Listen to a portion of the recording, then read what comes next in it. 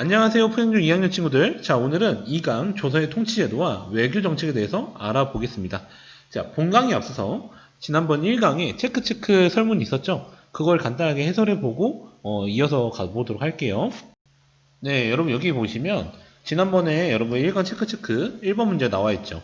이방원은 제1차 왕자의 난에서 제1차 왕자의 난에서 정도전 등을 제거하고 즉위하였는가? 자, 놀랍게도 많은 친구들이 64.4%의 친구들이 O라고 적어줬어요.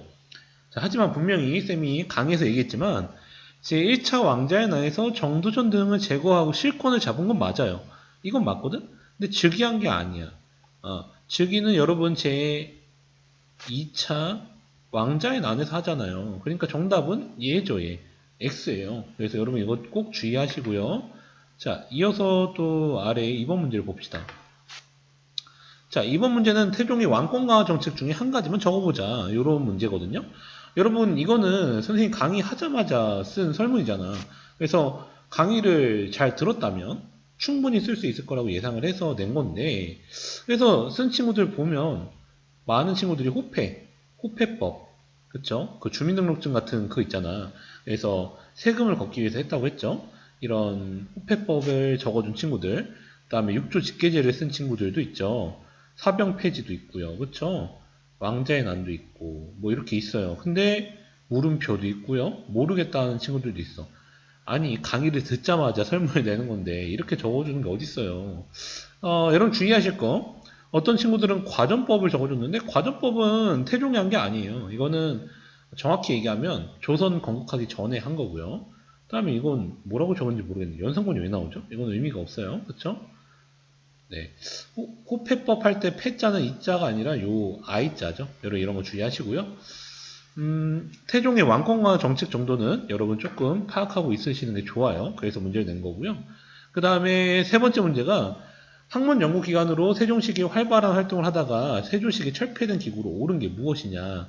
자, 정답은 여러분 집현전이죠. 그래서 많은 친구들이 집현전 맞춰줬고요.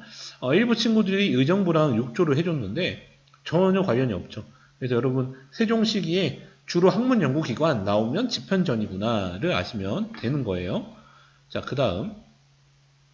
자, 성종시기에 완성된 법전의 명칭을 적어보자.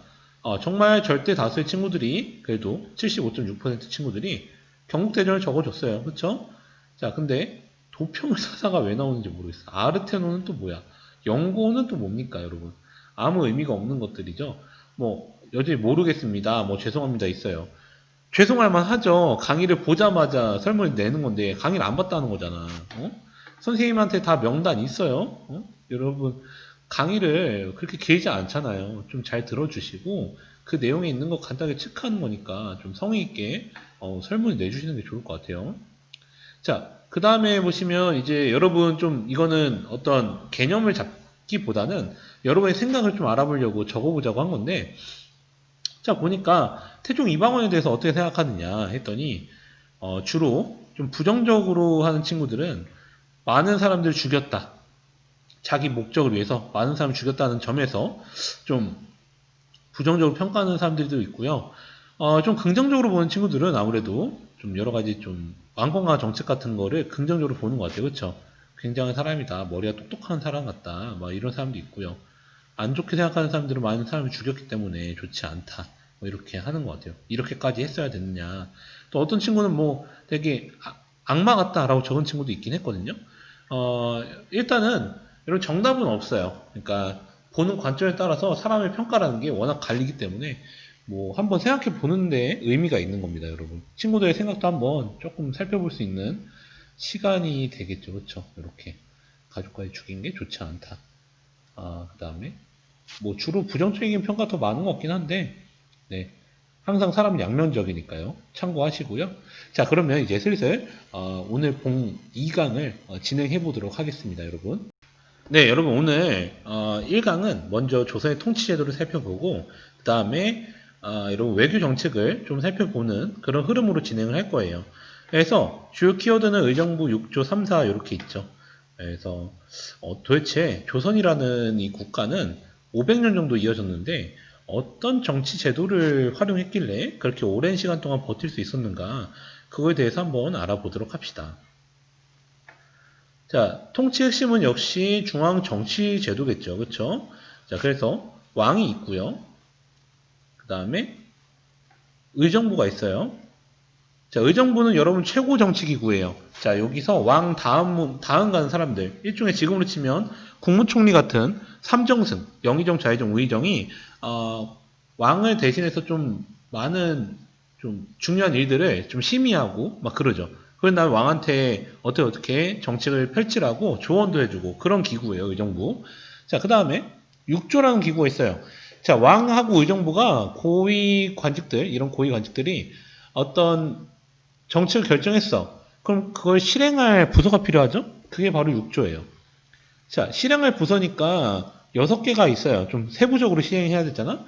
자, 2조, 호조, 예조, 병조, 형조, 공조 이렇게 있어요. 그럼 각각의 이 조들은 어떤 역할을 했느냐를 봅시다. 자, 2조는 관료를 관리하는 업무다. 대체로. 그래서 월급을 주거나 또는 관리를 뽑거나 이런 업무였다라는 거 아시면 되고 호조 같은 경우는 세금을 걷거나 뭐 어떤 국가의 경제를 운영하는 그런 업무였다. 자, 예조는 어떤 제도, 외교, 그다음에 교육에 관한 업무를 주로 맡았다. 병조는 여러분 이름에서 보다시피 어떤 군사 관련 업무다. 형조는 여러분 맞춰보세요. 형조는 뭘까요? 형조는 범죄와 관련된 거야. 그래서 법률, 형벌과 관련된 업무를 맡았다. 그다음에 공조. 자, 공조는 무엇인가? 공사랑 관련된 거야. 그래서 토목공사 관련 업무였다. 이렇게 6개, 6조가 있었고요. 그 다음에 왕을 바로 보좌하는 비서기관인 승정원 같은 게 있어요. 그 다음에 의금부라고 해서 어떤 국가의 대역죄인, 국가 상대로 반란 일으키거나 하는 사람들 있죠. 그런 사람들을 잡아 들여다가 막 이렇게 조사하고 벌 주는 그런 기구죠. 그 다음에 사원부라는 기구, 사관원, 홍문관이 있어요. 자, 사원부는 관리를 감찰하는 기구예요. 이런 관리 감찰을 한다는 게 뭐냐면 관리들도 비리를 일으키잖아. 그래서 그들의 어떤 비리를 점검하는 거죠. 사관원은 여러분 뭐냐면 왕한테 전하 이렇게 하십시오, 저렇게 하십시오 간언하는 그런 기구예요. 자, 홍문관은 왕의 정치 자문 기구다. 약간 학문 연구 기구 같은 데거든요. 홍문관도 지편 좀 비슷하죠. 자, 근데 그래서 여기 홍문관은 어떤 정책을 연구하고 왕한테 자문을 해주는 그런 기구였다라는 거. 자, 그래서 여러분 이 세 개를 묶어서 뭐라고 하죠, 여러분? 이 세 개를 묶어서 3, 4라고 하죠. 3, 4. 굉장히 중요합니다. 야, 그 외에 한성부나 춘추관이라는 게 있어요. 한성부는 여러분 수도죠. 한성은 그 수도의 어떤 치안이나 뭐 행정 같은 거 맡았던 거고 춘추관은 역사서를 만들었던 그런 기관이에요. 그래서 이렇게 조선의 중앙 정치에도 간단한 표가 있죠. 요 정도는 여러분 참고로 아시면 좋고요. 저번에 얘기했지만 왕에 따라서 의정부를 중시하는 왕도 있고요. 육조를 중시하는 왕도 있어요. 그래서 태종이나 세조 같은 경우는 의정부 건너뛰고 바로 육조에 왕이 바로 명령 내리고 보고받고 이런 식으로 했고 그 다음에 세종 같은 경우는 여러분 알다시피 의정부랑 같이 많이 협의를 많이 했었죠. 그래서 의정부에서도 건의 많이 하고 왕이 많이 물어보기도 하고 같이 정책을 진행했던 의정부 서사제라는 게 있었다라는 거 여러분 기억하실 겁니다. 자, 이어서 가겠습니다. 그러면 지방은 어떻게 통치했는가? 그걸 한번 보시죠, 여러분. 자, 지방 행정제도. 여러분 지금도 팔도인데 조선도 팔도였죠. 그래서 팔도에는 관찰사라는 여러분 관리를 파견했어요. 지금으로 치면 도지사 같은 관리죠. 그다음에 도 아래는 부, 목, 군, 현 이렇게 있어요. 그러니까 이게 어떤 느낌이냐면 예를 지금 경기도가 있고 그다음에 남양주시, 오남읍, 뭐 또 진저읍 이렇게 있죠. 그런 행정 단위예요. 자, 일단 도에는 도지사급인 관찰사가 있는 거고요. 부, 목, 군, 현에도 각각 관리를 파견해요. 조선 정부에서. 자, 그들을 뭐라고 하냐면 수령이라고 하죠. 그래서 부에 파견된 걸 부사, 목에 파견된 걸 목사, 군에 파견된 걸 군수, 현에 파견된 걸 현령이라고 해요. 그래서 부사, 목사, 군수, 현령 각각 아래 또 실무를 담당하는 그 지역 사람들로 향리를 또 뒀는데 고려시대는 여러분 참고로 중앙에서 각 지방의 모든 지방에 관리를 파견하지 못했죠. 그래서 그 지방의 사람이 향리가 좀 권한이 셌다는 얘기가 있었어요. 근데 조선은 지방에 대한 지배력을 더 높이기 위해서 모든 행정단위에 중앙에서 관리를 파견하죠. 그래서 좀 더 중앙 집권화가 되었다는 거 여러분 참고로 하나 아시면 좋을 것 같고요. 그 다음에 각 지방에 이건 정부 기구는 아니고 지방에서 양반들이 자치기구로 만든 유향소라는 게 있어. 자, 이건 양반 자치 조직이에요. 자, 이들이 이런 관찰사나 수령들의 어떤 정책을 견제하기도 하고 돕기도 하는 그런 역할을 했어요. 참고로 아시면 되고요. 자, 그 다음에 중요한 거. 자, 조선시대 제도사에서 있어서 인재를 어떻게 양성하고 선발했는가 교육하고 과거제도도 여러분 아실 필요가 있죠. 자, 보통 여러분 초등교육 하면 서당을 떠올릴 거예요. 이게 조선시대 대표적인 초등교육기관이잖아. 그래서 서당, 그다음에 중등교육으로는 뭐가 있냐면 여러분 수도에는 사부학당이라는 게 운영이 되고요. 그다음에 지방에 향교라는 게 있었어요. 여러분 조선 중기부터는 서원이라는 것도 등장해요. 참고로 아시면 되고요. 자, 중등교육 시험 여기까지 좀 교육을 받으면 관리 후보자 시험을 볼 수 있어. 자, 그게 뭐냐면 바로 속과라는 거죠. 이게 문과의 하나인데 관리 후보자 시험의 성격을 좀 띄어요. 생진과라고 하죠. 생원진사과 이렇게 있어요. 이런 교과서에도 자세하게 나오죠. 그래서 이 속과를 응시한 다음에 그 다음이 여러분 뭐냐면 성균관에 입학할 수도 있어요. 또는 여러분 성균관은 사부학당 출신자들이 입학하기도 해요. 화살표의 그런 의미야. 자, 성균관이라는 데는 지금의 어떤 대학교 같은 급이라고 보시면 되고요. 이 대학교를 거치면 관리선발 시험에 응시할 수 있는 거죠. 근데 참고로 약간 복잡한 게 뭐냐면 꼭 성균관을 통하지 않아도 되긴 해요. 여러분 참고로 이렇게 관리선발 시험, 본격적인 관리선발 시험은 대과라고 있죠. 그러니까 이게 여러분 다시 한번 정리할게요. 처음에 초등교육을 받아요. 그 다음에 중등교육으로 사부학당이나 향교에서 공부를 하죠.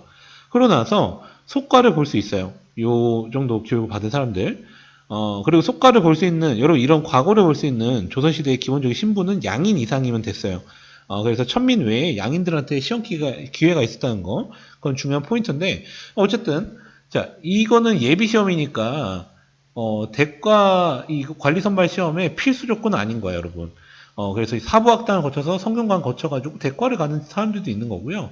속과를 보고 성균관에서 공부한 다음에 대과로 가는 사람도 있는 거고요. 또는 속과를 치고 나서 여러분 하급 관리는 속과만 쳐도 임용이 되거든요. 그래서 하급 관리로 일을 하다가 대과를 치는 경우도 있어요. 그래서 약간 복잡하지만 이런 흐름이 있고 이 대과를 거쳐야지 고위관직에 진출할 수 있어요. 근데 이 대과는 3단계 시험이었다는 거 여러분 참고로 아시면 되고요. 1차 시험, 2차 시험, 3차 시험이 있어요. 근데 2차 시험쯤 가면은 관리 선발은 끝나는 건데 3차 시험, 전시라고 하는 3차 시험이 있는 이유는 뭐냐면 순위를 매겨요. 33명을 뽑아서 순위 매기거든. 그래서 그 순위에 따라서 또 나중에 승진의 어떤 가능성, 속도 이런 차이가 있어가지고 조선시대에 3단계 시험이었다는 거, 마지막 시험도 꽤 중시가 됐다는 거. 거기서 장원급제 같은 게 나오는 거였어요. 자, 그리고 참고로 관리 선발 시험에는 대과만 있는 게 아니야. 문과만 있는 게 아니라 여러분 무과, 장군들을 뽑는 시험이죠. 그 다음에 잡과가 있어요. 기타 여러 가지 뭐랄까요? 어떤 유교 경전을 시험하는 게 아니라 뭐 의학이나 아니면은 통역이나 또는 뭐가 있죠? 또 법률 이런 거 있죠. 이런 거를 담당하는 사람들 뽑는 잡과 같은 게 있어.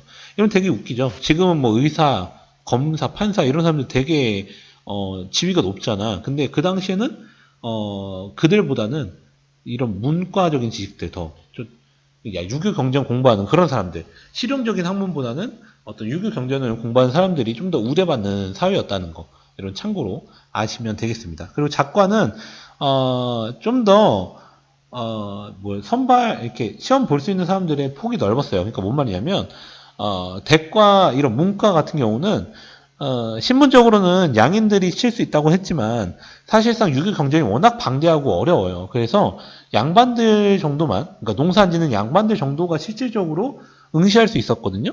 근데 잡과 같은 경우는 좀 더 천대받던 뭐 서얼이나 중인들 같은 사람들도 응시할 수 있었다는 거 여러분 참고로 아시면 되겠습니다. 여러분 영상 하나 보고 올 거예요. 과거제랑 관련된 영상인데 네, 지금부터 보고 오겠습니다.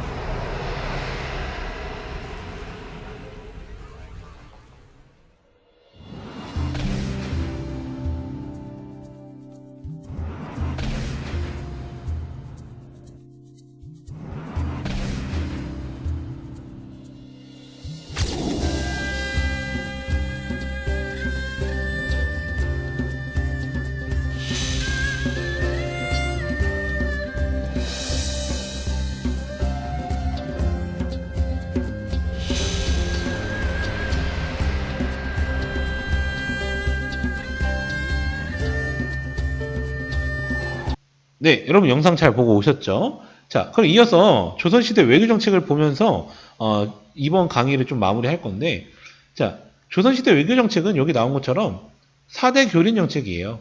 그래서 4대랑 교린이 뭔지 조금 보도록 합시다. 자, 조선은 주변 국가랑 어떤 관계를 맺었을까? 자, 명나라, 중국하고는 4대 관계. 여진과 일본과는 교린 관계였어요. 자, 그러면 4대와 교린이 도대체 무엇인가? 조선 정기 명나라와의 관계, 사대란 무엇인가? 자, 사대는 작은 나라가 큰 나라를 섬기는 거예요. 근데 그게 구체적인 형태로 조공책봉의 형태로 나타나죠. 그러니까 조공은 여기 표현이 좀 그렇긴 하지만, 그러니까 좀 큰 나라가 작은 나라, 아니, 그러니까 작은 나라가 큰 나라한테 시기에 맞춰서, 예를 들면 새해가 되면 뭐 좋은 물건을 가져가다가 바치는 뭐 그런 거예요. 예물을 갖다 드리는 뭐 그런 거죠. 책봉은 반대로 중국에서 주변 작은 나라들한테 임명해 주는 거야. 아, 넌 거기에 임금이 되어라. 넌 거기에 임금이다. 이렇게 책봉해 주는 거지. 근데 여러분 주의하실 건, 조선이 명나라한테 사대를 했다고 해서, 여기 나오는 이 표현 그대로 종속국이나 종주국 뭐 이런 관계가 아니고, 조선은, 명나라한테 명분은 줘요. 너희가 그래 큰 나라야. 우리가 좀 이렇게 기 좀 세워줄게 하면서 조공을 하는 거지. 책봉을 받으면서 길을 좀 세워주는 거예요. 대신에 이런 과정에서 조선은 중국의 어떤 선진 문물들을 받아들이고 어떤 경제적인 실리를 획득하는 그런 관계였다는 거 여러분 아시면 되고요. 그 다음에 주변 여진과 일본과는 교린이라고 하는데 이 교린은 그냥 단어적으로 보시면 이웃나라랑 사귀는 거예요. 근데 이웃나라랑 어떻게 사귀냐면 우리나라 같은 경우는 여진 일본과 좀 강경책을 쓰기도 하고 회유책을 쓰기도 하는 그런 관계였어요. 그러니까 여진한테는 무역소를 설치해서 약간 무역을 하면서 아무래도 우리가 좀 더 문화적으로 발달되어 있었거든. 그래서 여진하고 우리가 무역을 하면 여진 쪽에서는 문화적인 혜택을 얻는 게 있어요. 경제적인 혜택. 그래서 그런 부분에서 회유를 하나 한편으로 사군육진이라고 해서 여러분 세종 시기에 만든 여러분 영토 확장한 거 저번 강의에서 잠깐 얘기했죠. 그 교과서에도 여러분 지도로 나와 있어요. 그래서 사군육진을 개척해가지고 여진족이 좀 살던 땅인데 거기를 우리 땅으로 만들죠. 그래서 그런 강력책도 쓰고요. 일본하고도 삼포라고 해서 항구를 좀 열어줘요. 그 마찬가지로 무역을 한 거야. 그러니까 일본하고 무역을 좀 허용해주면서 일본한테 문화적인 경제적인 혜택을 좀 주는 한편으로 쓰시마 섬 있죠. 지금의 대마도 여기를 토벌하는 그런 강력책을 쓰기도 해요. 여진한테 사건육진, 그 다음에 일본한테 스시마 섬을 토벌하는 이런 건 뭐 딴 것보다 그들이 좀 이 국경에서 약탈하는 그런 경우가 있기 때문에 우리 쪽에서도 좀 본때로 보여준 게 있다는 거 여러분 아시면 되고요. 사군육진 개척이나 스시마섬 토벌은 다 세종시기에 일어났다는 거 참고로 아시면 됩니다. 그렇지만 여러분 참고로 이 조선의 정기 외교 관계인 사대 교리는 점점 좀 흔들려요. 나중에 임진왜란 때 가면은 일본이 통일해서 우리나라 전쟁 일으키잖아, 우리나라한테. 근데 이 과정에서 명나라가 도와주다가 많은 국력을 소모하고요. 여진족이 이렇게 세력을 확대하면서 청나라를 건국해요. 이러면서 기존의 그런 성리학적인 사대 교린을 이어가기가 어려웠다는 거. 이거는 조금 나중에 임진왜란 할 때 또 좀 선생님하고 얘기할 시간이 있을 거예요. 그래서 오늘 이 강 조선의 통치제도와 외교정책은 여기까지 하고 마치겠습니다. 여러분 수고했습니다.